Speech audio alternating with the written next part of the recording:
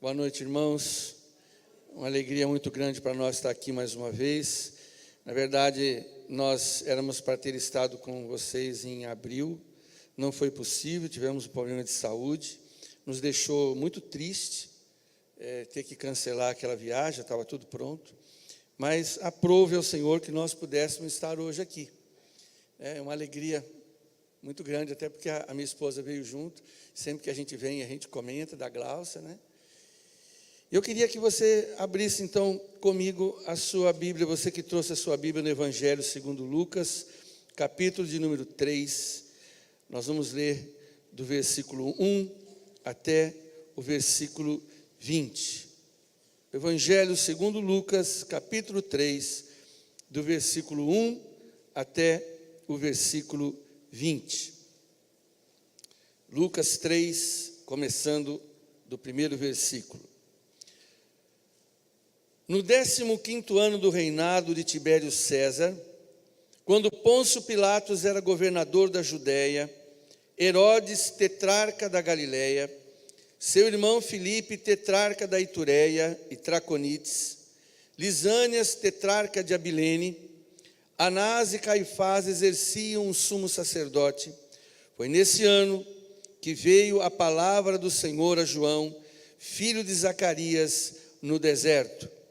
Ele percorreu toda a região próxima ao Jordão, pregando um batismo de arrependimento para o perdão dos pecados, como está escrito no livro das palavras de Isaías, o profeta: voz do que clama no deserto, preparem o caminho para o Senhor, façam veredas retas para ele.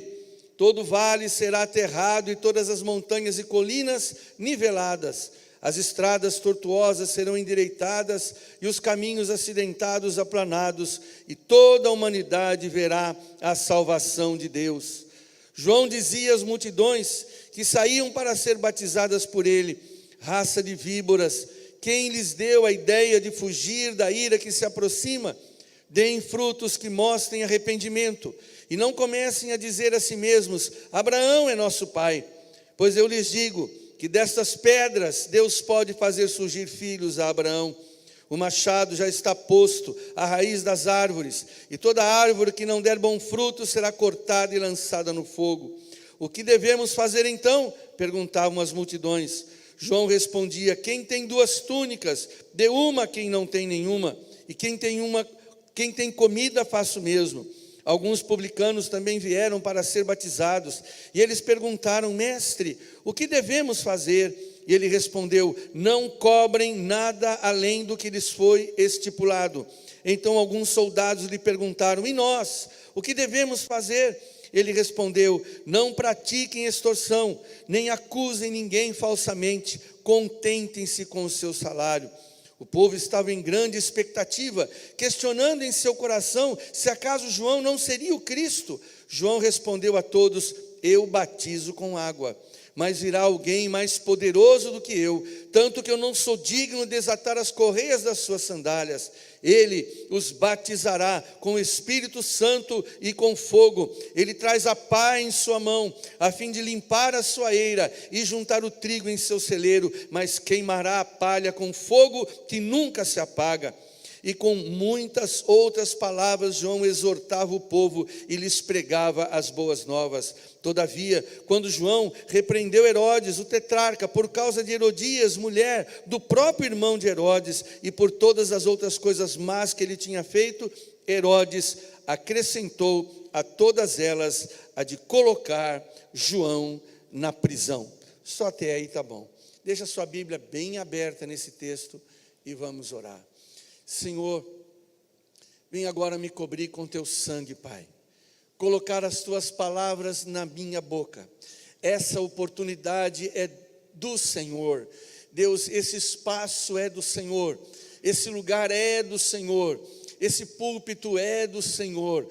Deus querido, pelo amor do teu nome, o Senhor tem um propósito para esta noite, o Senhor tem um objetivo para esta noite. Deus, que eu não seja um empecilho, que eu não venha impedir a tua atuação, que eu seja um canal desobstruído, Senhor. Deus, abre a minha boca, meu Pai, dá-me, ó Deus, um coração cheio do teu Espírito Santo, para que a nossa reflexão possa fazer sentido e seja útil para todos que estão nos ouvindo agora. Que a bênção do Senhor, que enriquece e não traz desgosto, esteja sobre nós agora, Pai. E aonde houver uma alma precisando da tua palavra, ouvindo essa mensagem, que a bênção do Senhor também o alcance. Nós te pedimos em nome de Jesus. Amém e amém, Senhor. Irmãos, vamos fazer uma viagem no tempo aí. Antigamente, as igrejas evangélicas eram muito raras. Eu lembro, fui criado com a minha avó Cecília, num bairro chamado Mandaqui, na capital de São Paulo. Nós tínhamos que andar aproximadamente 45, 50 minutos para chegar até uma congregação metodista, que a minha avó era membro. Eu era pequeno. E as igrejas eram muito raras e nós tínhamos que andar muito.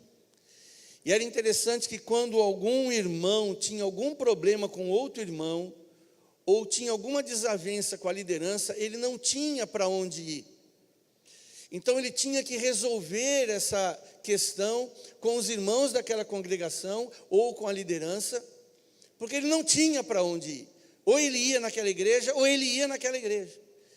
E é por isso que o cristianismo naquela época, eu estou falando aí da década de 60, era um cristianismo muito forte, muito pujante, de muitos resultados, de muita bênção, porque as pessoas, elas, ao se ajuntarem, elas discordam de algumas coisas, elas acabam se envolvendo em algumas intrigas, mas como nós não tínhamos para onde ir, nós tínhamos que resolver. Poderia demorar 3 meses, 6 meses, 1 ano ou mais, mas eu lembro, as questões eram resolvidas. Eu vi muitas vezes o pastor ficando no final do culto, os ânimos alterados, as pessoas convertendo, as pessoas discordando, as pessoas expondo seus pontos de vista. Eu era pequeno, mas eu lembro que haviam conflitos, e aqueles conflitos tinham que ser resolvidos, porque as pessoas não tinham para onde ir. Com o tempo, as pessoas foram adquirindo automóvel. E como as igrejas eram longe uma das outras, se os problemas surgiam numa congregação, como ele tinha um automóvel, ele se deslocava para outra. Eu lembro que havia algumas igrejas em outros bairros, era distante, naquele tempo a mobilidade era muito diferente dos dias de hoje, mas assim que o automóvel surgiu, as pessoas começaram então, aqui não dá. Criou uma desavença, criou um problema, criou uma picuinha, criou uma situação constrangedora e tal. Ela simplesmente dizia, eu vou sair daqui, eu vou para outra igreja. E depois veio, nos anos 80, um boom de conversões, e muitas igrejas surgiram. Eu lembro muito bem que o nosso bairro começou a surgir várias igrejas. E aí as pessoas que muitas vezes demoravam 3 anos, 4 anos, para mudar de igreja, agora elas estavam mudando mais rapidamente. Eu lembro que surgiam os problemas, dentro de 2, 3 semanas a pessoa não estava mais ali. E a gente descobria que ela já tinha mudado de igreja. Agora ela poderia escolher aonde congregar. Se ela não estava encaixada, se ela tinha uma desavença, se ela tinha algum problema, ela não podia, ela não conseguia, ela não praticava aquela palavra que diz, suportai-vos uns aos outros. Perdoai-vos mutuamente. Se alguém tiver queixa contra o seu irmão, assim como Cristo vos perdoou, assim perdoai vós também. Elas pararam de praticar isso. Porque a hora que elas sentiam algum desconforto, elas simplesmente iam para a esquina, que lá tinha uma igreja que recebia de portas abertas. E isso não só prejudicou a profundidade do cristianismo, como também gerou uma categoria de hipocrisia nas igrejas, e começou aquela história de pular para cá, pular para lá, pular para cá, pular para lá. Aos poucos, as TVs começaram a divulgar programas evangélicos. E aí as pessoas começaram, muitas vezes, a assistir no domingo de manhã, ou em qualquer outro horário, e elas começaram a fazer as suas opções. Elas começaram a conhecer as denominações. Elas começaram, então, a migrar, até que vem a internet. Então, aquele que antigamente não podia sair da igreja, tinha que resolver. Aos poucos, ele ganhou o automóvel, ele conseguia mudar de igreja. Aos poucos, outras igrejas vieram para perto da casa dele, ele optava a igreja. Mas agora, com o evento da internet, ele já não precisa optar só a igreja, ele tem mais opções. Quando ele quer ouvir uma pregação, ele pode escolher o pregador que ele quer ouvir. Ele vai na internet, ele faz a opção, quero ouvir esse aqui. E ele não somente escolhe o pregador, ele escolhe a pregação que ele quer ouvir. Então nós estamos vivendo hoje um momento muito interessante. Porque aquele que antigamente só tinha uma igreja para frequentar e sentar-se no banco e ouvir aquilo que o pastor tinha para dizer, hoje ele não precisa mais disso. Mesmo que ele frequente uma igreja nos domingos, durante a semana, ele tem vários outros pregadores que ele por si escolhe. E não somente escolhe o pregador, ele escolhe o tema da pregação. Isso é algo irreversível, isso nós não podemos mudar. Essa é a realidade. Os irmãos na igreja muitas vezes perguntam assim para mim: pastor, olha, eu gosto de ouvir pregação no celular, no computador, no notebook. O senhor recomenda algum pregador? E eu tenho 3 que eu recomendo, eu não vou dizer aqui agora. Então não tem como a gente reverter, isso é algo que não tem volta. Porém, aquele que antes ouvia aquilo que o seu pregador e o púlpito da sua igreja emitia, hoje ele tem opção de escolha. E quando a escolha está nas nossas mãos, nós corremos o risco de ouvir aquilo que a gente quer ouvir e não aquilo que a gente precisa ouvir. E pior que isso, até quanto eu posso enxergar e até quanto, pela graça do Senhor, eu posso medir essa situação, eu vejo que, pela conversa que eu tenho com alguns irmãos, ouvir pregações no YouTube, muitas vezes se transforma num mero entretenimento.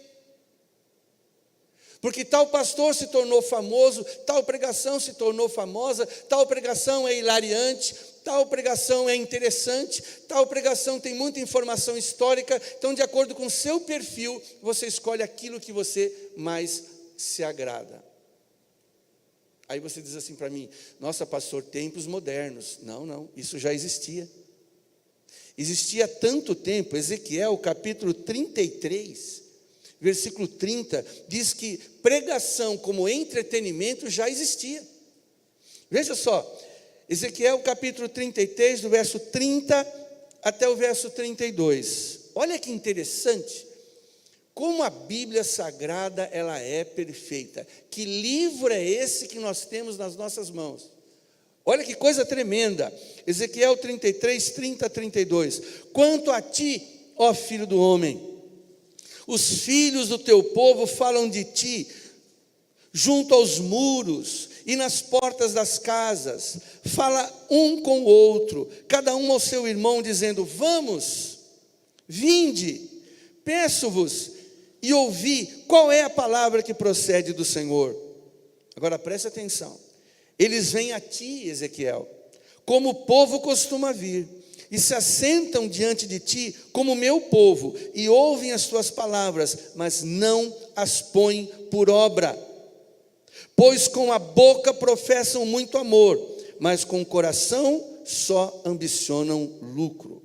Eis que tu és para eles como quem canta canções de amor, que tem voz suave e tange bem, porque ouvem as tuas palavras, mas não as põem por obra. Isso aconteceu no ano 593 a.C.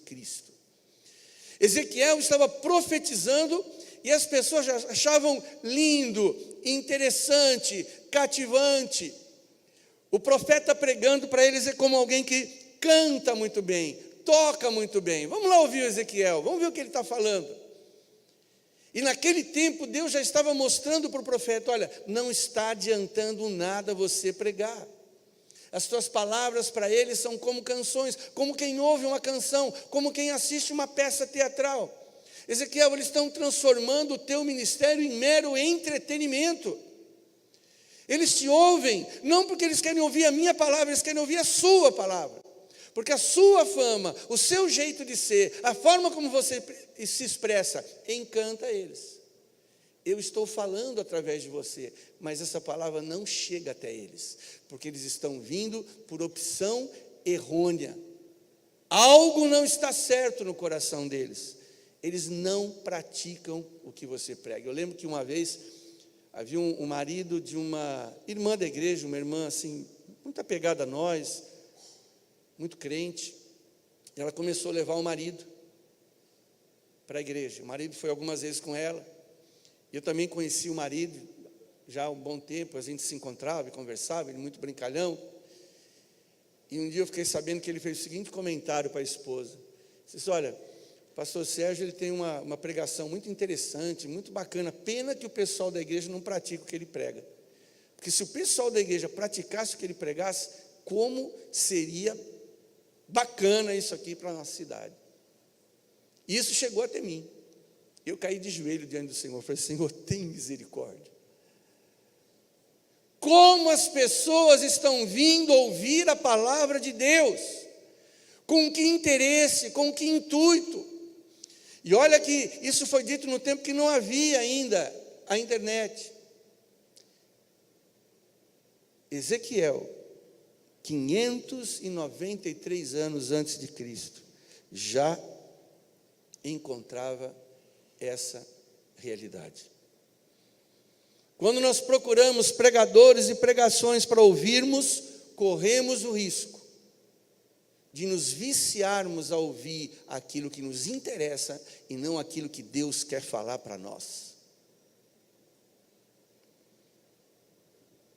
Aí eu pergunto, diante de tantas opções, diante desse cardápio extenso, vasto, multifacetado e multicolorido de pregação e pregadores do YouTube e da internet, como eu posso saber se eu estou realmente ouvindo uma mensagem genuinamente cristã?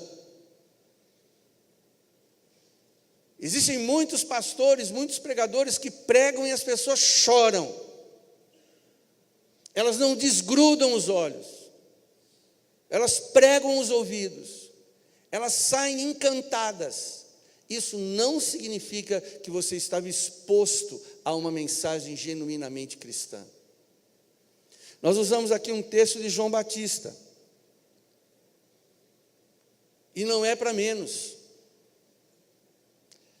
João Batista, ele é uma pessoa chave quando a gente pensa numa mensagem genuinamente cristã. Por quê? Porque João Batista foi o último profeta do modelo Velho Testamento e o primeiro evangelista do modelo Novo Testamento. João Batista é o elo que une o antigo com o novo, que une Israel ao início da igreja.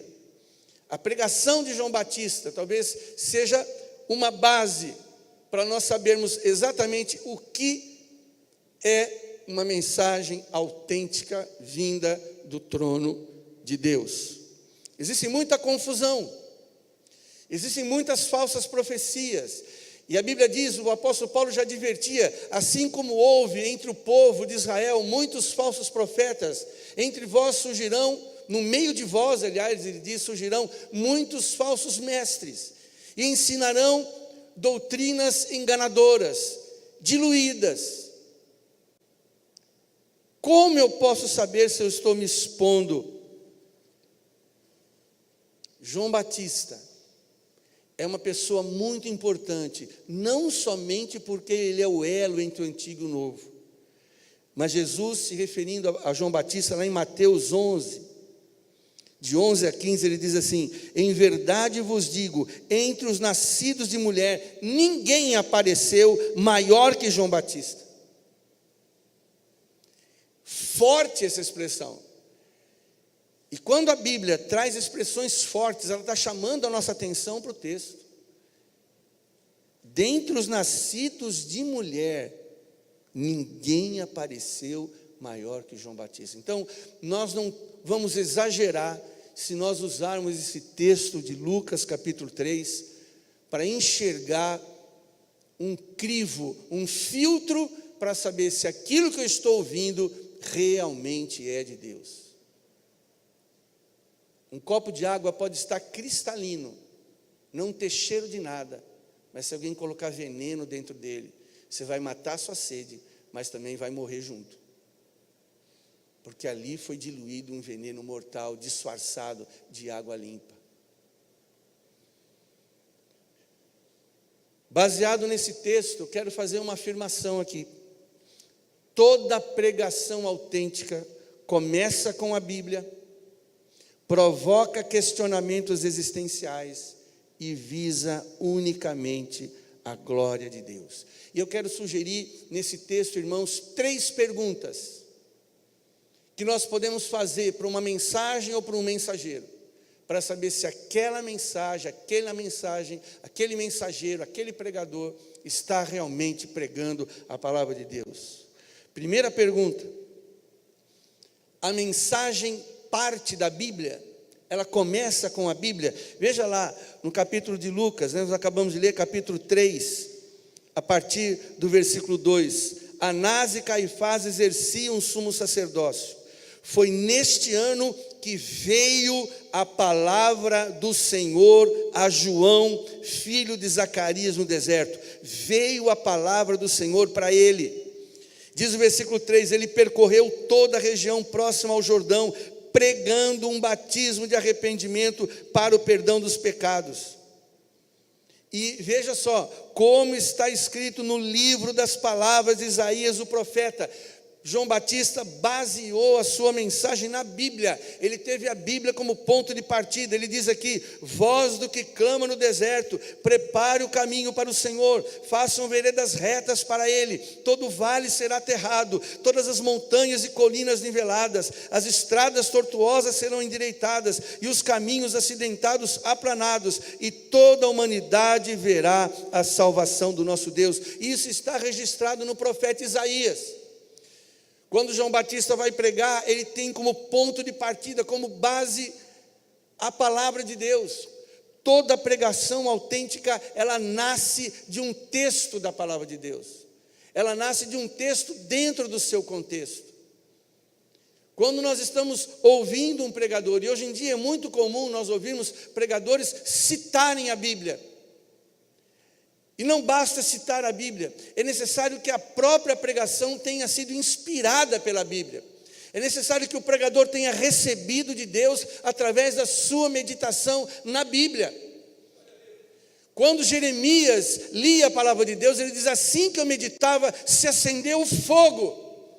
Então, o verdadeiro profeta, o verdadeiro mensageiro de Deus, o verdadeiro pregador, quando ele recebe a mensagem, é quando ele está meditando, é quando ele está buscando a Deus na palavra, é quando Deus incomoda o seu coração. Quando ele está lendo a Bíblia, muitas vezes ele lê de joelhos, muitas vezes ele está lendo a Bíblia e as lágrimas estão descendo dos seus olhos. Muitas vezes não é ele que está lendo a Bíblia, é a Bíblia que está lendo ele. E ali ele começa a fazer as suas anotações, e ali a palavra de Deus parece que salta aos seus olhos, ela vai enchendo o seu coração. Como Jeremias dizia: achando as tuas palavras, logo as comi, elas foram para mim o gozo e a alegria do meu coração.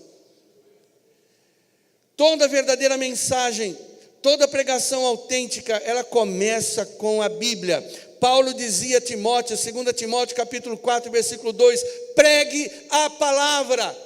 A gente ouve muitas pessoas pregando, e você percebe na mensagem que ele não está pregando a palavra. Você não encontra na palavra, a palavra é citada. Muitos pregadores usam a Bíblia, mas não são usados pela Bíblia.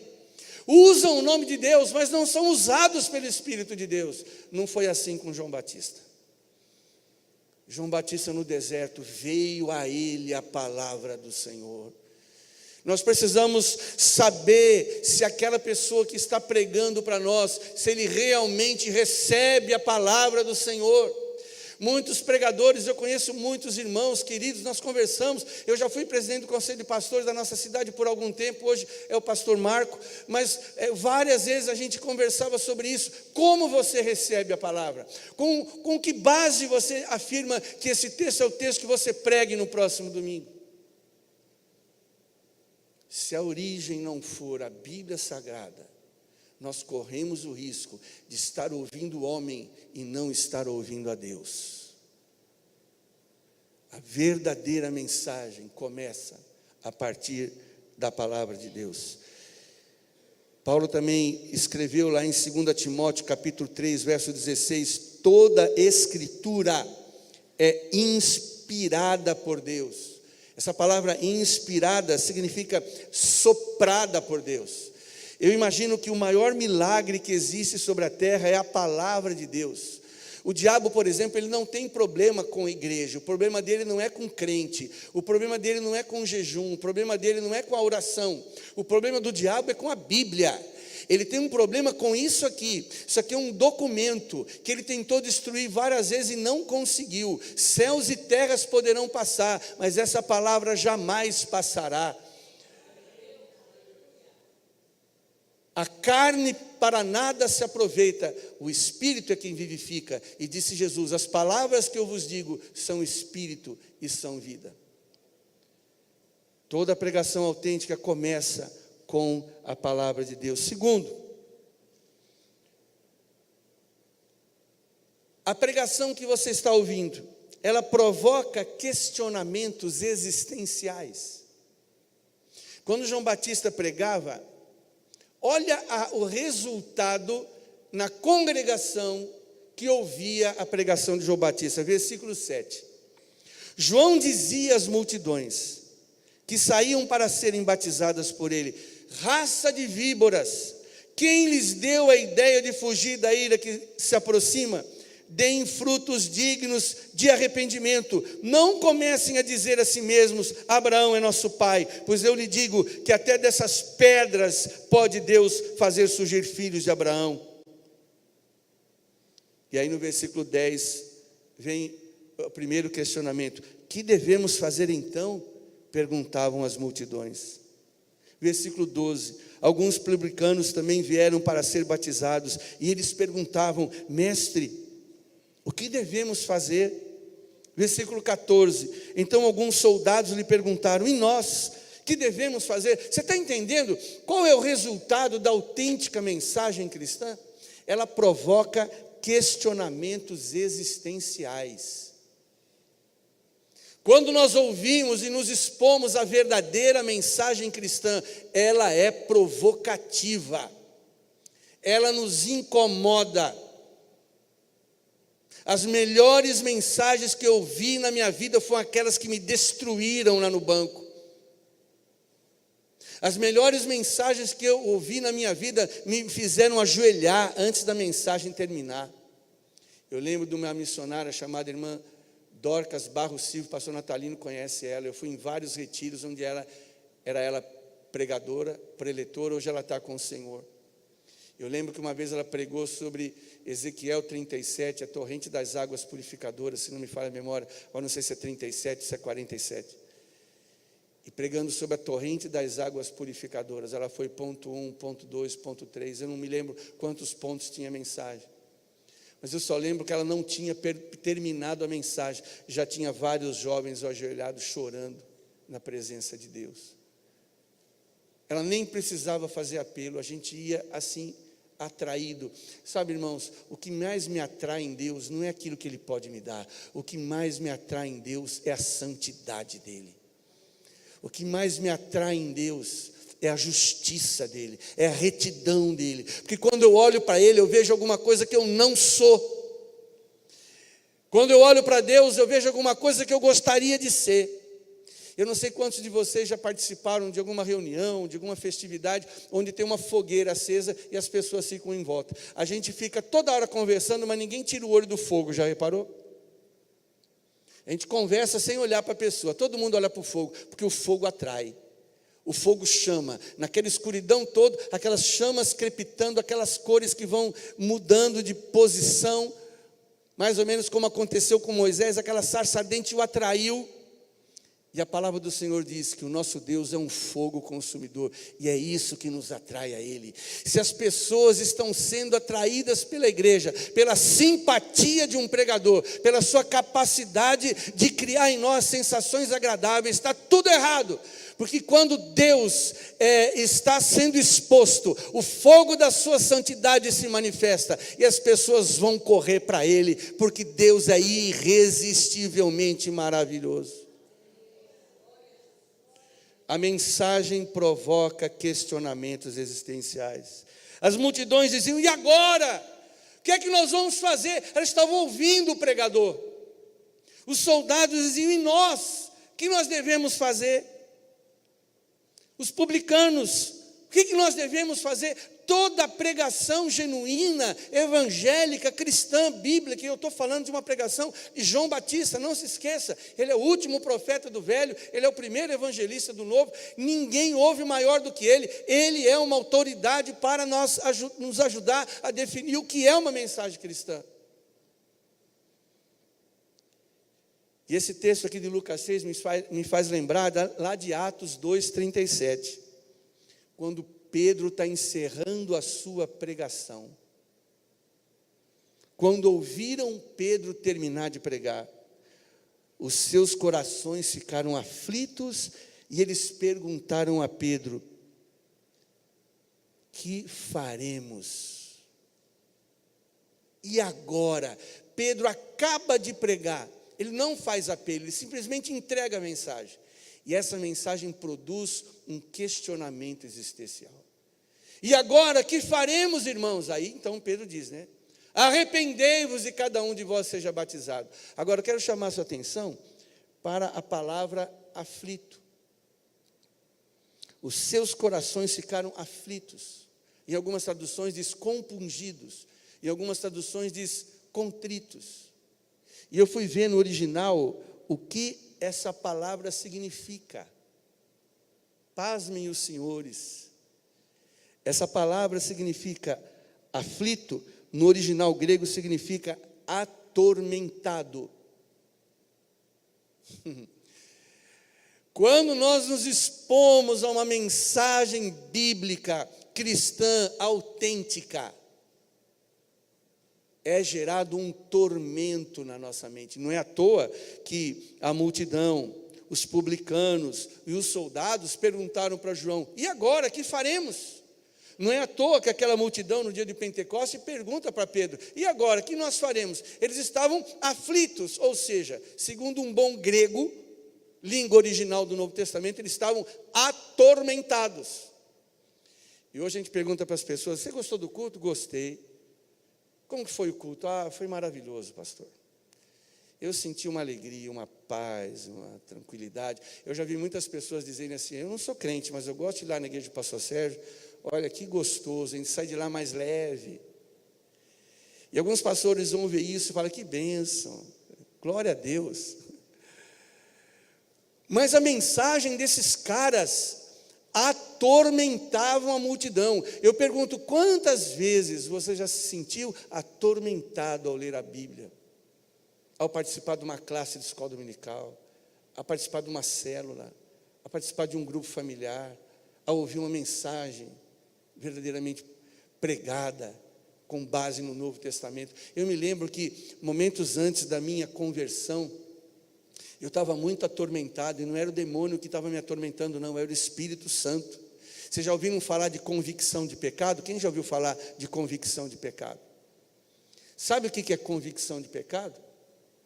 É uma certeza interior que você não está quites com Deus. É uma certeza interior que, se você partir desse mundo, você não vai se encontrar com Jesus. É algo incômodo. Eu curti isso, eu vivenciei isso meses, e eu não sabia o que fazer com isso. Eu estava sob convicção de pecado. Eu não sei se eu já contei isso aqui na igreja. Nessa época eu encontrei com um pastor metodista, numa cidade do interior de São Paulo. Eu ainda morava na capital. E eu contei para ele: pastor, eu estou muito incomodado. E comecei a contar para ele o peso que eu sentia dos meus pecados, a minha crise de consciência. Eu me sentia uma pessoa indigna, eu não me sentia merecedor. E ele começou a falar de Jesus para mim, falou do Evangelho, falou do amor de Cristo, falou do seu perdão. E quando ele tocou no assunto de perdão, eu falei para ele assim: olha, pastor, quer que eu seja sincero? Deus não pode me aceitar.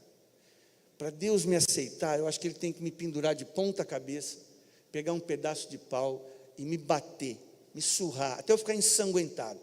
A hora que eu estiver ensanguentado, cheio de hematoma, cheio de dor, aí eu acho que Ele pode me aceitar. Eu não mereço. Ele me chamou para perto dele, eu não me esqueço isso. A gente estava no quartinho do fundo, havia 2 camas de solteiro, um quartinho desativado, era um quartinho de despejo. Ele me colocou do lado, eu tinha 21 anos. Ele disse: Sérgio, essa surra que você diz que merece, realmente, você merece, todos nós merecemos. Mas essa surra, Jesus recebeu no seu lugar. Eu saí dali ainda meio atônito, porque eu nunca tinha ouvido aquilo. E essa convicção de pecado, esse tormento, logo, logo ia terminar, quando eu aceitei a Jesus Cristo como meu único Salvador e Senhor. Hoje eu sei que eu me expus totalmente a uma pregação do Evangelho, porque ele gerou em mim um tormento que só encontrou paz quando o príncipe da paz conquistou o meu coração. Uma verdadeira mensagem cristã, ela é atormentadora. E até hoje, eu estou lendo um livro, agora chama-se Santidade Sem a Qual Ninguém Verá o Senhor. 400 e poucas páginas, J.C. Riley. Um livro que eu recomendo, aonde eu vou, estou recomendando. Eu já estou... Sabe aquele livro que você não quer que ele termine? Eu estou lendo, eu diminuí a velocidade, porque eu não quero que ele acabe. Eu brinquei com os pastores, falei: isso aqui não é um alimento espiritual, isso aqui é uma praça de alimentação espiritual. E eu leio aquelas páginas, muitas vezes ali na minha sala, eu me ajoelho quando eu estou lendo aquilo ali. Até hoje a palavra de Deus me incomoda. Ela me traz consolo, é verdade, ela me traz alegria, ela me traz descanso. A palavra de Deus me anima. Esses dias, nas minhas meditações, nos meus devocionais, lá no Retiro de Casais, eu tenho um livrinho devocional, como aqueles textos me confortaram. Mas a verdadeira mensagem cristã, ela é atormentadora, meus irmãos. E por último, a terceira pergunta, lembrando da primeira, a mensagem começa com a Bíblia. Segundo, a mensagem provoca questionamentos existenciais. Terceira e última, a mensagem que está sendo pregada visa unicamente a glória de Deus? Ela é pregada com humildade? Lucas 3, está com a Bíblia aberta aí? Vamos ler lá do versículo 15 em diante. O povo estava em grande expectativa, Lucas 3,15, questionando em seu coração se acaso João não seria o Cristo. João respondeu a todos: eu os batizo com água, mas virá alguém mais poderoso do que eu, tanto que não sou digno nem de desamarrar as correias das suas sandálias. Ele os batizará com o Espírito Santo e com fogo. Ele traz a pá em sua mão, a fim de limpar sua eira e juntar o trigo em seu celeiro, mas queimará a palha com fogo que nunca se apaga. Percebe? João não está a fim de popularidade. João não está a fim de chamar atenção para a sua pregação e muito menos para a sua pessoa. A verdadeira mensagem cristã é pregada por pregadores que não querem fazer do seu nome uma marca.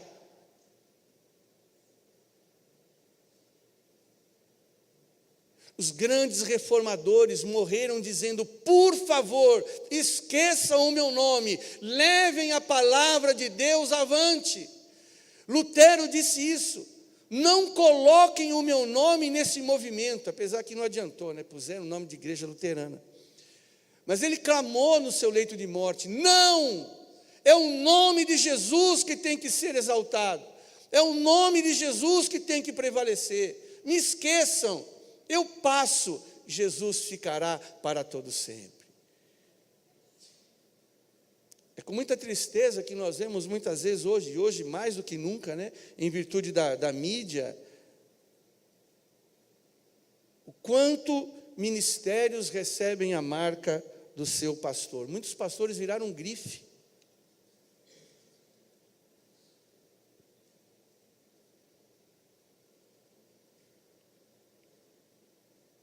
Isaías 42, versículo 8.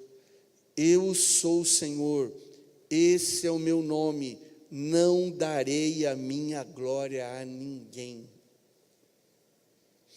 É peculiar aos verdadeiros mensageiros, e é peculiar mais ainda às verdadeiras mensagens, que elas sempre são maiores que os seus mensageiros, e sempre têm o propósito de glorificar unicamente ao Senhor.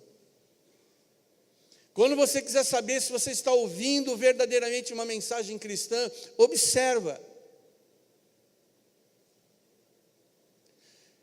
Existem muitos homens de Deus que passaram pela nossa história, que você nunca vai ouvir falar.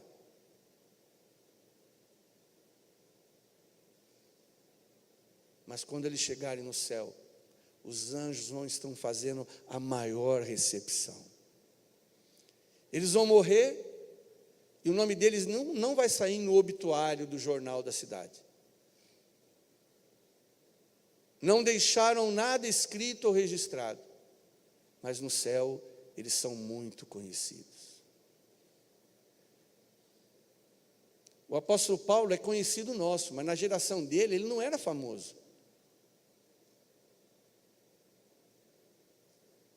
Mas quando os filhos de Seva foram expulsar o demônio, o diabo falou: olha, eu sei quem é Jesus, eu sei quem é o Paulo, mas vocês são o quê? Os demônios saem pelo nome de Jesus. A verdadeira mensagem cristã, ela glorifica a Deus. Quando você estiver ouvindo um pregador, uma pregação, dá uma sacada: Jesus está sendo glorificado, Jesus está sendo exaltado, Jesus é o começo, é o meio, é o fim dessa mensagem. O objetivo do pregador é glorificar o Senhor. Lembra que o Espírito Santo, que é humilde, a Bíblia diz que quando ele vier, Jesus falou, ele me glorificará. O Espírito Santo, que é o Espírito Santo, não chama atenção para ele, coloca todos os holofotes em Jesus. Aleluia por isso. A Trindade tem um relacionamento perfeito, ninguém quer aparecer, ninguém quer surgir, ninguém quer ser maior do que ninguém. Eu sou Yahvé. Você sabia que o nome Yahvé é impronunciável? Para o judeu, ele é impronunciável, são 4 letras, tetragrama. O nome de Deus é uma coisa tão santa, que quando os escribas estavam fazendo cópias do Velho Testamento, quando chegava no nome Yahvé, eles trocavam de pena, pegavam aquela pena de metal e trocavam por uma pena de ouro. E muitos escribas morreram e não terminaram o seu trabalho. O filho continuou, o neto continuou, o bisneto continuou. Todos eles preservando a glória de Deus. A verdadeira e autêntica pregação começa com a Bíblia, provoca questionamentos existenciais e visa unicamente trazer glória a Deus. Eu estou te dando uma dica para quando, porque não adianta, você vai ver mensagens mesmo, você vai continuar procurando, você vai continuar ouvindo, seja no carro, no celular, no computador, no trabalho, em casa, em algum momento de lazer. Isso é irreversível, a gente não consegue reverter isso. Mas que a partir de hoje, você saiba que você não é mais inocente quando você procurar alguém para ouvir, porque você já sabe, com base em Lucas capítulo 3, do verso 1 ao verso 20, o que é uma genuína mensagem cristã. Martinho Lutero foi um cara duro, muito duro. Eu já li muita coisa sobre ele, não tudo, mas muita coisa. E tem uma frase dele, ele diz assim, ó: cafetões nos prostíbulos, não é palavra minha, é do Lutero. Cafetões nos prostíbulos são menos pecadores que pregadores que adulteram a mensagem da salvação. Duro ele, né? Charles Haddon Spurgeon disse o seguinte: depois do trono de Deus, o lugar mais santo que existe é o púlpito cristão. Acho que é por isso que nós pregadores nos sentimos inadequados nesse lugar. Nós somos em 4 pastores lá na igreja, e os mais novos às vezes perguntam para mim: pastor, quando o senhor vai pregar, o senhor sente aquele nervosozinho, aquele friozinho na barriga? O senhor sentia isso aí? O senhor sentia assim a mão ficar úmida? O senhor sentia a perna tremer? Eu falei assim: se eu sentia, eu sinto até hoje. E não tem cura e libertação que vai tirar isso de mim. Porque esse é um lugar inadequado.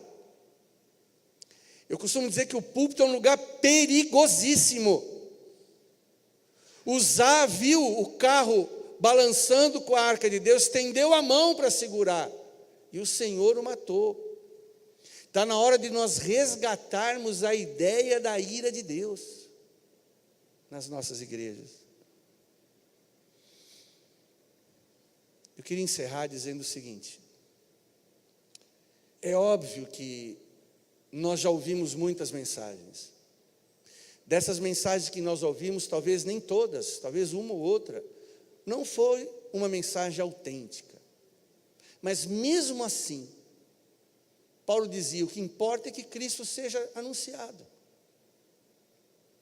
Eu conheci um irmão, por exemplo, que ele estava perdido da Silva, foi parar em São Tomé das Letras, um lugar onde só tinha maluco, pessoal fumando, aquela neblina de maconha. E ele chegou lá num grupinho e pediu um baseado, sentou já de perna formato hippie, né? aquela cruzada de perna indiana.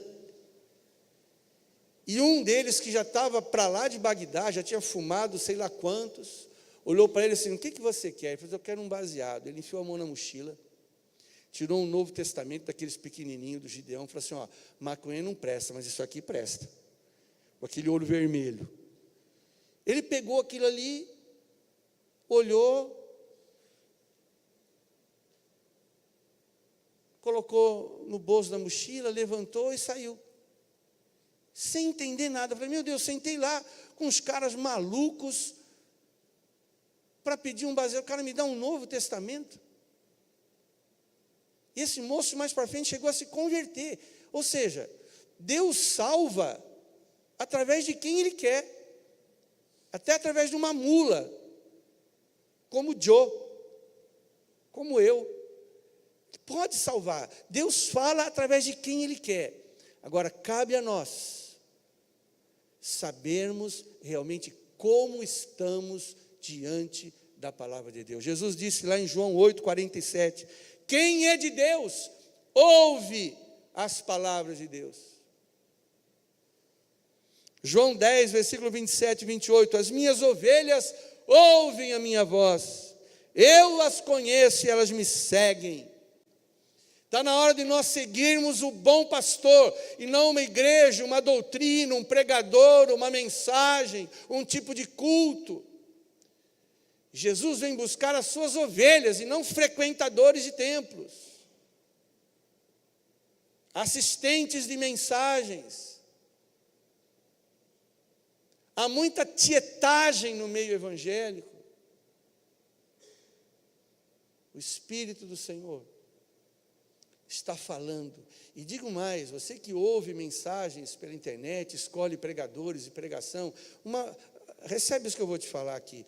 O lugar para você ouvir a palavra de Deus é o púlpito da sua igreja. Esse é o lugar. Quantas vezes nós dissemos lá no Conselho de Pastores: olha, você que fica aí ouvindo o pregador tal, eu conheço gente que tem assim uma paixão por alguns pregadores alternativos, esses pregadores sem igreja, né? E que ficam na internet dando conselhos e tudo mais. Você sabe de quem eu estou falando?